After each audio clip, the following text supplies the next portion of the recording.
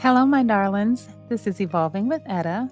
And on my channel, we talk about life and relationships. And so on this day, I just finished watching someone by the name of Hindz. And he was speaking on procrastination. I just came across his channel on YouTube. And wow.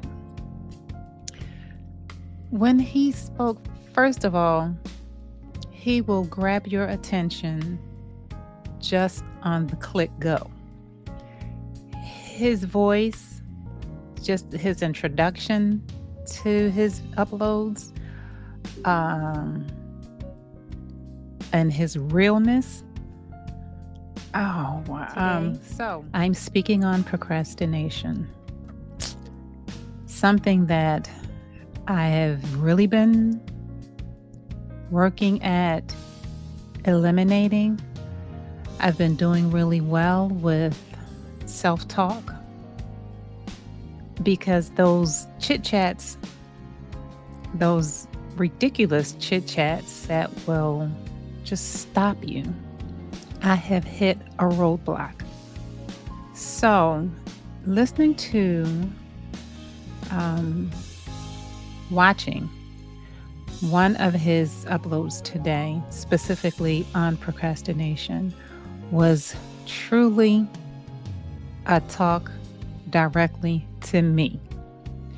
Now, he spoke on how you have negative emotions that are tied to negative thoughts, which produces negative actions, which is nothing.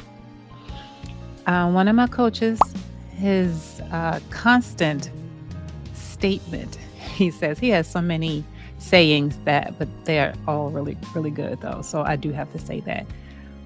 One particular is called analysis paralysis. When Sean speaks on having so much going on and there's so much to do and there's so much that you're thinking about that you wind up doing nothing. There's nothing worse than doing nothing. And for my podcast, I've been a bad girl because right at the beginning of the year, I was, pumped. Nothing major off-putting has happened or to throw me off of a regular upload schedule for my podcast has happened, but I've just been absorbing a lot of, sometimes I just jump on, and it's usually January, February type of thing. I don't know. Maybe it's just me and my rituals. I do a lot of absorbing. I just become a sponge. And in some seasons, I don't have a lot to share. I don't have a lot that I feel is listen worthy. But I do feel like I need to take in a lot. I do feel sometimes that I have to really just sit still and just absorb. And you know how when you're on Facebook, they have those little things that speed by where someone's saying something and it just keeps moving and keep moving until you either just take a picture with your phone to make the word stop on some specific wording. Mine actually said reset, and it said reset and what? Mine said reset. And something that I read again today said reset. So, what does that mean, reset? Does that mean not start over, but does that mean pivot? Does it just mean stop, relax, let's start again? Does that mean anew? Reset for me means to pump your brakes. Let's just chill for a second. I mean, and that's exactly how I've been feeling. I've been feeling like I just want to not do social media stuff. I'm already not on Facebook a whole lot. I'm not like burnt out or anything like that. I don't feel that, but I do feel I absorb way too much social media.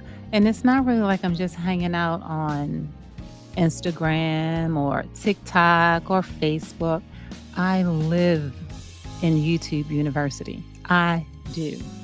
Now, I will post on those other platforms, but I live on YouTube University because, again, sometimes I just want to take it in. And it's crazy, but it's very, very true. That is just how I feel sometimes. I just want to watch and watch and watch and watch. And it's not crappy stuff. I mean, I'm retaking courses that I had taken 2020, I believe. And you know what they say, if you don't use it, you're going to lose it. And so in watching them again, it's almost like I missed that. And it's almost like, wow, that hit me like that. So when watching Hindz video, I realized that I could be so much. I'm really holding myself back from a lot because there was a statement that he made where we are living and listening. As old as I am, that same message gets replayed again and again and again, and it is so hard to break a cycle. It's so hard to break a cycle, but it is up to you to do so, especially when you know something's not quite right here. I should be able to just change my mind, make up my mind, and go. But because I sit and I ponder, because I'm analytical as can be, I am a Virgo, I will pick it apart, dissect that thing, and put it back together like the best working puzzle you have ever seen. And that, for me, is time consuming, but it's such a habit. It's just me. That is just what I do. And it's pretty crazy because I honestly know that I have to do these things. I know that I have to condition myself and train myself to shake it off. I know it exists, but that does not mean that I have to give into it. And when I recognize it, I need to reset because nobody's going to fix that for me but me. Nobody's going to change that channel in me but me. Nobody's going to shift that gear but me. And if I do not, I will forever be in the seat that I'm in. I'm not stuck, but I do get analysis paralysis because I take a little too long for stuff. And then when you see others doing those things and you're like still playing it safe, you're still like, well, that wasn't quite right, or this wasn't quite right, and you want to do it when it feels right, or you want to do it, so that it is right, so that it does stick, or that, for whatever reason you're making it make sense in your head, is why you haven't released that baby yet.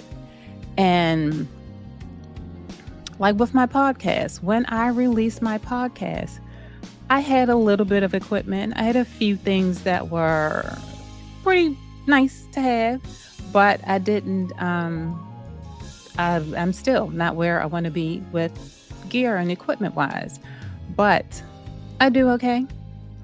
And I make do, and I have everything that I need to accomplish the things that the goals that I set. And the hardest part is knowing that I've got to figure it out, knowing that I've got to buckle down and grab that bull by the horns. It's work, and it's constant self-work. I speak on it a lot. Self-talk is a big thing. If you don't know exactly who you are and you haven't worked towards getting to know or learning who you are, that's just, it makes life hard. And life doesn't have to be hard. Only our choices make life hard.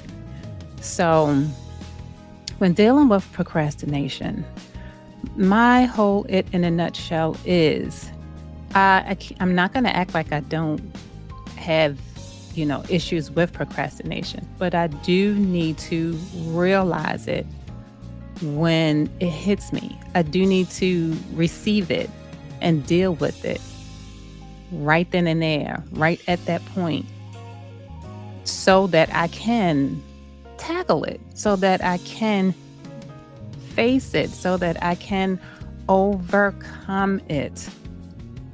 It's definitely not something that's going to happen overnight, because I have been dealing with it for quite some time. And I don't mean a couple of weeks. I mean, it's been some time. And again, I know I'm super analytical about things. So that is a challenge for me. Everything has to, all the bells and whistles, all the T's crossed and the I's dotted. But I mean, again, perfection is a killer. So I just have to really work on what it takes to deal with how I overcome procrastination. Now, the one thing that was so good that he talked about, learn exactly what it is that you're good at. Learn what it is that God called you to do.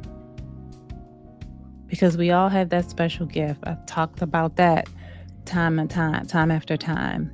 We all have a special gift. Some of us, it's taken a while to find it. Some of us, we know what it is, and we work it until we can't work it anymore. Some of us know what it is and still hesitate on using your greatest gift, because we worry about what people are thinking. We worry about what people are saying. We worry about, wow, look how they're looking at me, when we have those constant messages that are replaying over and over and over in our heads, because this is what we're taught, and we're only going off of what we know, and we're only being taught what they knew. Like I said, it could be your parents, it could be your teachers, it could be your doctors, it could be your priests, it could be your pastors, anything and everything, your aunts, your uncles. I mean, everybody teaches us through life. So, and as young adults, kids, things like that, we don't know. We don't have it figured out. We don't have a clue. So all we can do is listen and go by what it is that we are informed of. So when someone wants to tell you how you should handle something, or how you should process something, or what you should think about, understand, what you need to do is remember that is their experience in that thing. That is how life was for them. So when it comes to a point in time where you have to deal with learning how to control the mind, or understand the reason why you actually feel that you're holding back, or that you are procrastinating through something, just take some time and write down some pros and cons about it. Talk to yourself about exactly what it is that you're feeling you are procrastinating about this thing for. And sometimes seeing the yays and nays will help broaden your decision making, will help broaden the mindset as to where this is coming from. Because again, a lot of us are just going off of what we're taught. A lot of us are just going off of that's all I know. Procrastination is definitely something that's not easy to overcome, especially if that is something that you have always dealt with. And now you have this thing where you're like, okay, oh, people say it's the mindset, just change this and fix that and work on that. Now I definitely can see where that makes sense. But if it were that easy, we'd all be geniuses. We'd all have businesses. We'd all have the proper mindset to do whatever it is we want to accomplish. But we do not. So this is why I say it's so important to work on self-talk. Because if you're honest enough to tell yourself that you need to make adjustments with certain things, that you fully understand that it is a process. It's not going to just be fixed in like, snap of a finger, like, wow, glad that's done. It's not going to happen. And if it does happen like that, let's just say I don't know anybody that's been able to fix or conquer procrastination issues like that at all in my lifetime. So, and honestly speaking, I'm not the type of person that feels as though it's something that should be just handled so easily. It's a process. And I mean, I'm not saying I want it to linger, but I'm just saying when I go through a course or when I'm being taught something, I need it to be a series of moments. I don't need it to have just happened and, yep, got that. And it's written down in a book and it's over and, just refer back to it from time to time. When I take courses, we have weekly lives.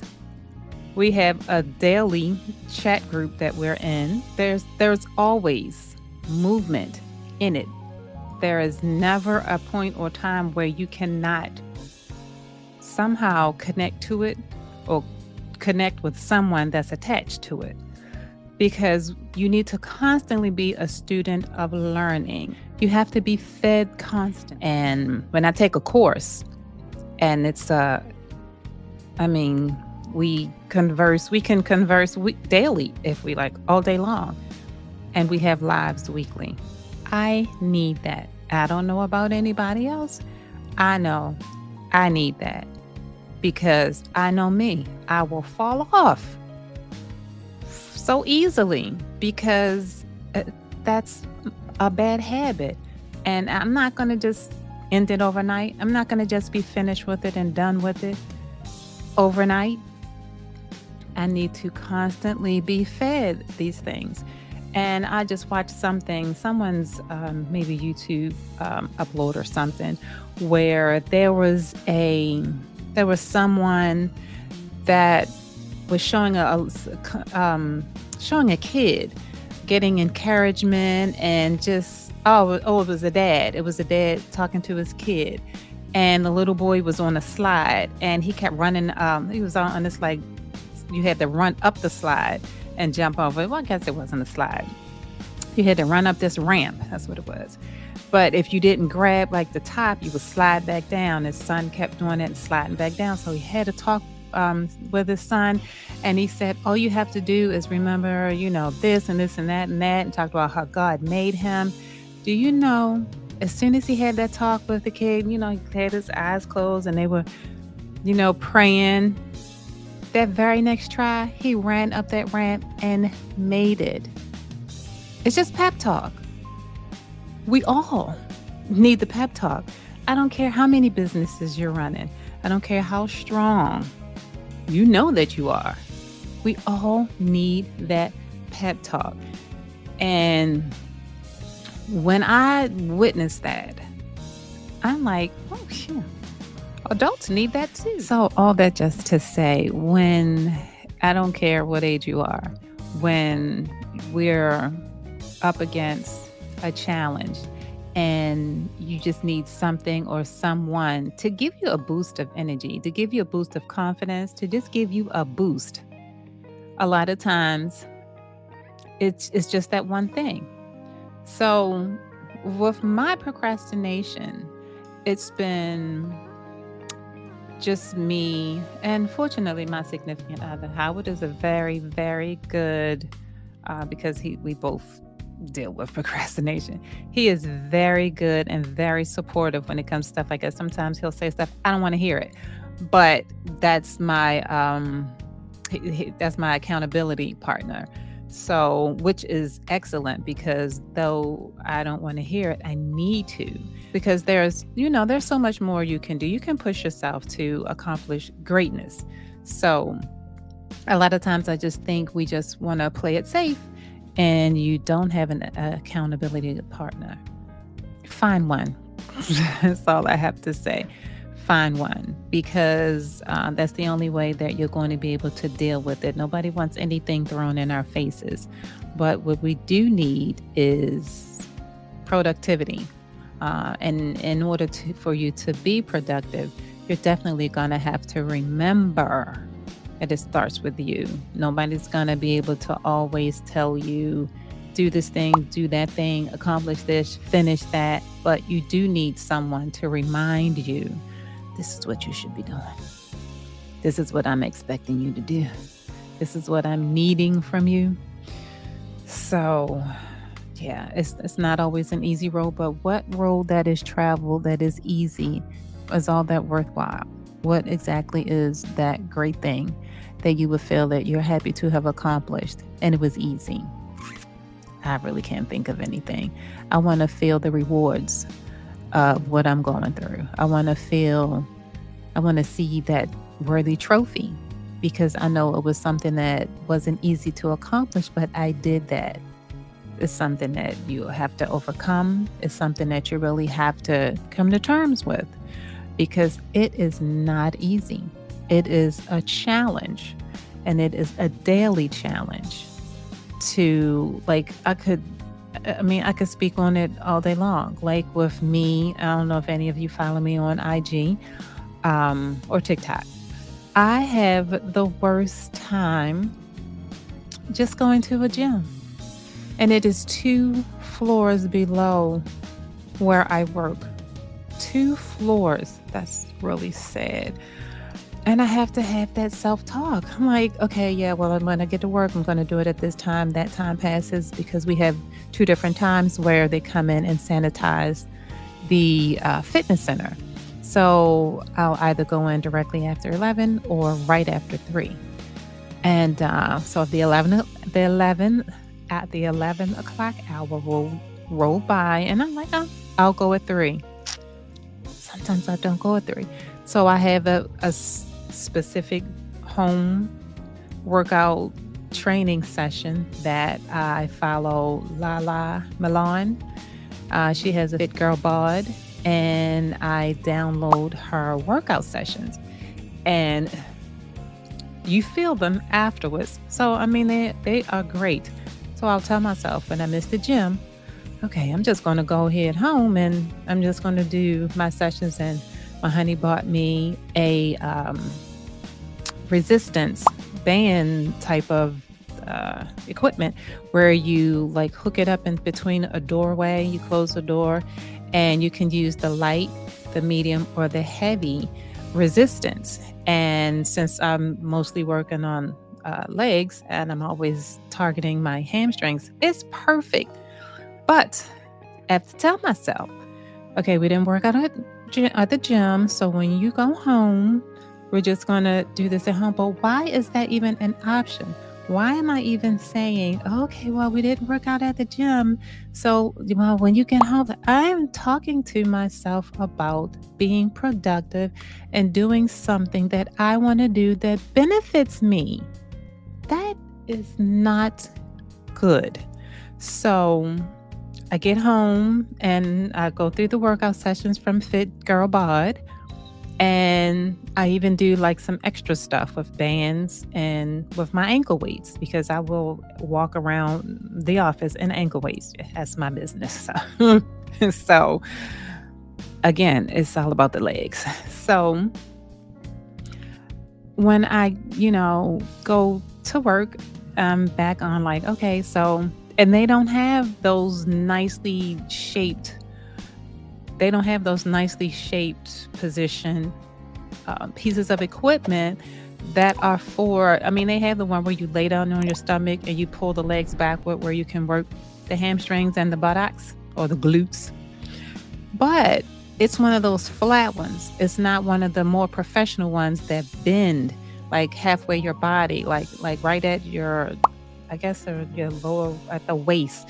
A lot of them bend and they give you a certain type of angle that you should be on when you're pulling up on that weight. So the way that thing is made is horrible. I don't like it. I can't stand it. So I created my own way to get on it and how to use it for my hamstrings and my glutes. But unfortunately, I don't go down the gym on a daily basis, which I should because it only benefits me if I do. Now, again, I understand that it's not a major area that I have to target. I'm just doing it because I want to tone. I want to target that area because I just want to not bulk up, but I just want to be more shapely because my legs for, some reason they've always been toned, but I just want them to be more toned than what they are. And I get to a point where I see it's happening and I see the working, but it's that self-sabotage. I'm like, okay, I don't really need to do, much more.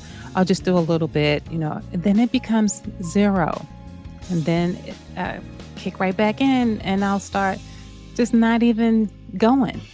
And knowing in the back of my mind, it is only to benefit me. It's only for my benefit.